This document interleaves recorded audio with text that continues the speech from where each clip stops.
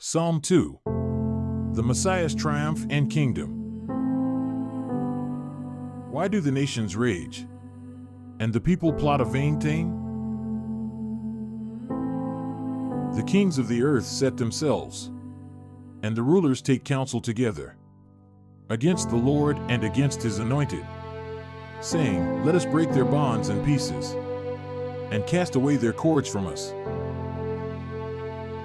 He who sits in the heavens shall laugh. The Lord shall hold them in derision.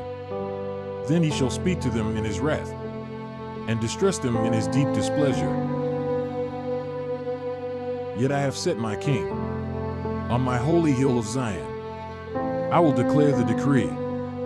The Lord has said to me, You are my son. Today I have begotten you. Ask of me, and I will give you the nations for your inheritance, and the ends of the earth for your possession.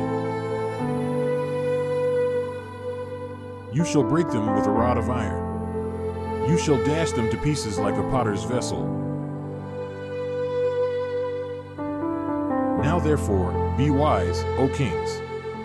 Be instructed, you judges of the earth. Serve the Lord with fear, and rejoice with trembling. Kiss the Son, lest he be angry, and you perish in the way, when his wrath is kindled. But a little. Blessed are all those who put their trust in him. Shalom. Peace be with you.